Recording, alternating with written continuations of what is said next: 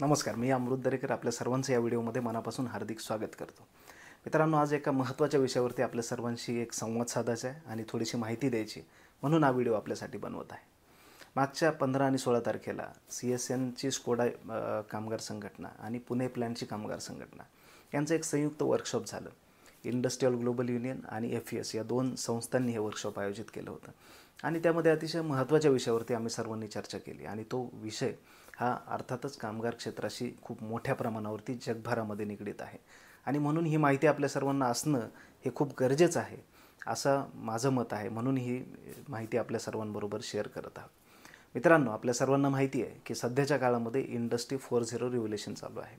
त्याच्यामध्ये डिजिटलायझेशन, ॲटोमायझेशन आहे, इलेक्ट्रिफिकेशन आहे आणि आर्टिफिशियल इंटेलिजन्स हे सगळे जे काही ट्रान्सफॉर्मेशन आहेत ते एकाच वेळी चालू आहेत आणि त्याचा खूप मोठा परिणाम हा कंपन्यांवरती, त्यांच्या फायनान्शियल्सवरती, कामगार क्षेत्रावरती आणि जॉब्सवरती मोठ्या प्रमाणावरती होत आहेत. आणि ह्या गोष्टी ह्या आपल्या सर्वांसाठी खूप महत्त्वाच्या आहेत. एक संघटना म्हणून किंवा एक संघटनेचा प्रतिनिधी म्हणून मला असं वाटतं की ह्या गोष्टींवरती बारकाईने विचार करणं ही आपल्या सर्वांची खूप मोठी गरज आहे. आणि फक्त संघटना आणि प्रतिनिधीच नाही तर सर्व कामगारांनासुद्धा या गोष्टींची कल्पना असणं तितकंच महत्त्वाचं आहे. मित्रांनो, सध्या भविष्यामध्ये होत असणाऱ्या ह्या बदलांमुळे आपल्या सर्व क्षेत्रामधील म्हणजे संघटित असू द्यात, असंघटित असू द्यात, कॅज्युअल असू द्यात किंवा व्हाईट कॉलर जॉब्स असू द्यात, तर या सगळ्यांवरती मोठा परिणाम होत आहे. कंपन्या किंवा ज्या काही इंडस्ट्रीज आहेत ते त्यांच्या बाजूने, त्यांच्या फायद्यासाठी आणि त्यांच्या अस्तित्वासाठी ज्या ज्या गोष्टी करणं गरजेचं आहे ते मोठ्या प्रमाणावरती करत आहेत. आपण सर्वांनी ऐकलं असेल की IT क्षेत्रामध्ये आर्टिफिशियल इंटेलिजन्स मोठ्या प्रमाणावरती वापरलं जातं आणि त्यामुळे बऱ्याचशा लोकांच्या, हजारो लोकांच्या नोकऱ्या गेलेल्या आहेत.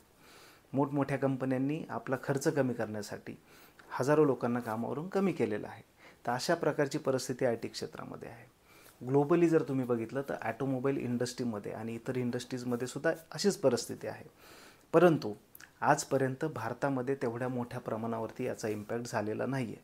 परंतु फार काळ ही परिस्थिती टिकून राहील असं काय तज्ज्ञांचं मत नाही आहे. कारण हे जे काही इंडस्ट्री 4.0 रिव्होल्यूशन आहे त्याच्यामुळे जवळजवळ सध्या चालू असलेले एंट्री लेवलचे 70% जॉब हे अफेक्ट होणार आहेत असा एक अंदाज आहे. आणि त्यातील 30%च्या आसपास जे काही जॉब्स आहेत ते पूर्णपणे नष्ट होण्याच्या मार्गावरती आहेत. तर मित्रांनो, अशा परिस्थितीमध्ये आपल्या सर्वांना एक कामगार संघटना म्हणून ह्या परिस्थितीचा विचार करणं हे खूप गरजेचं आहे. आपल्या सर्वांची एक मोठी मर्यादा आहे. ती मर्यादा अशी आहे की आपण संपूर्ण भारत देशामध्ये जवळजवळ 10 ते 12% कामगार फक्त संघटित क्षेत्रामध्ये काम करतात की जे युनियनचे मेंबर आहेत.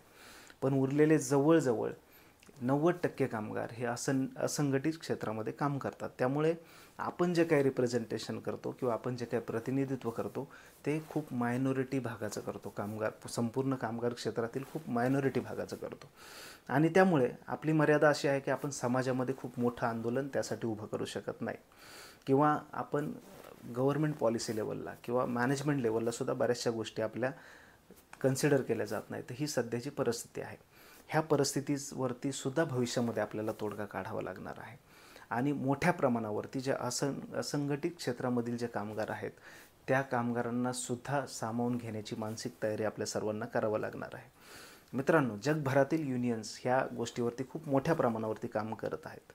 या इंडस्ट्रियल रिव्होल्यूशनमध्ये काही संघटनांनी आवाज उठून बऱ्याच सरकारशी आणि कॉर्पोरेटशी संघर्ष करून, चर्चा करून एक जस्ट ट्रान्झिशन नावाची एक कन्सेप्ट आणलेली आहे की भविष्यामध्ये हे जे काही बदल होणार आहेत हे कुठलं गव्हर्नमेंट, कुठली कंपनी किंवा कुठली युनियन थांबू शकणार नाही आहे. परंतु हे ट्रान्सफॉर्मेशन होत असताना त्या सेक्टरमध्ये, त्या प्लांटमध्ये काम करणाऱ्या प्रत्येक एम्प्लॉईला एक समान ट्रान्सफॉर्म करण्याची संधी दिली पाहिजेत आणि समान सस्टेन करण्याची संधी मिळाली पाहिजेत. सर्वांगीण आणि सर्वांना बरोबर घेऊन ते ट्रान्सफॉर्मेशन झालं पाहिजेत अशी ती एक भूमिका आहे आणि ती सगळ्या जगभरातील संघटनांची भूमिका आहे. आणि मला असं वाटतं की भारतातील संघटनांनीसुद्धा तशीच भूमिका घ्यायला हवी आहे आणि तीच भविष्याची किंवा काळाची गरज आहे. त्यासाठी आपल्या सर्वांना, सर्व कामगार संघटनांना, सर्व युनियन प्रतिनिधींना आणि सर्व कामगारांनासुद्धा या गोष्टीची जाणीव असणं खूप गरजेचं आहे. मित्रांनो, मागच्या काही वर्षांचा इतिहास जर आपण बघितला तर आपण पगारवाढ, बोनसेस आणि काही याच्या पलीकडे कुठल्याही डिमांड्स व्यवस्थापनाकडे किंवा सरकारकडे करत नाही. आणि त्यामुळे तेवढाच फोकस आणि तेवढीच फक्त अपेक्षा कामगारसुद्धा संघटनांकडून ठेवतात आणि प्रतिनिधी तेवढंच काम करतात आणि तेवढ्याच एका सर्कलमध्ये आपण सर्वजण अडकून पडलेलो आहोत.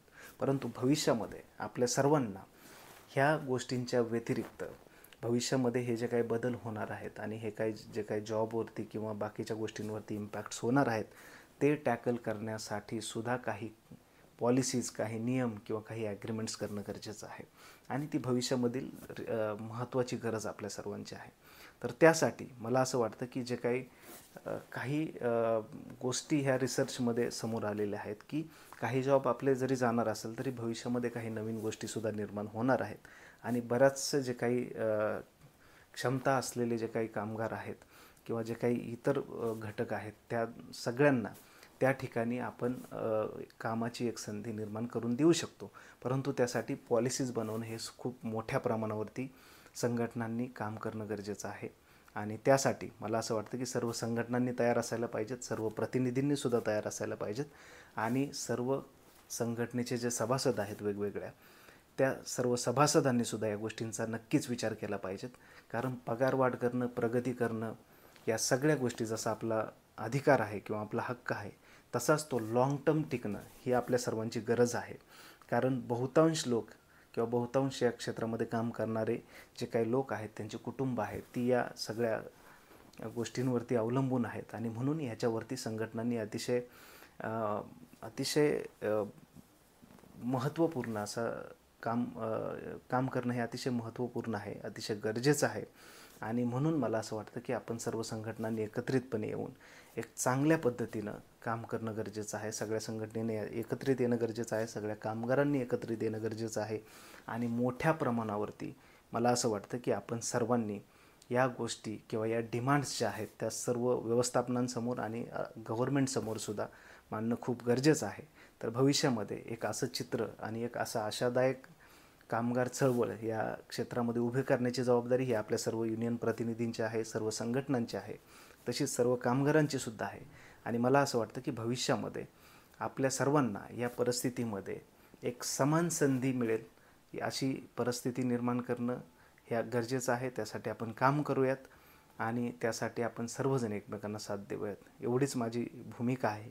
आणि याच्याबद्दल आणखी जी काही डीप माहिती आहे किंवा आणखी डिटेलमध्ये जे काही मुद्दे आहेत ते मी वेळोवेळी आपल्या सर्वांशी व्हिडिओद्वारे नक्की शेअर करेन. धन्यवाद.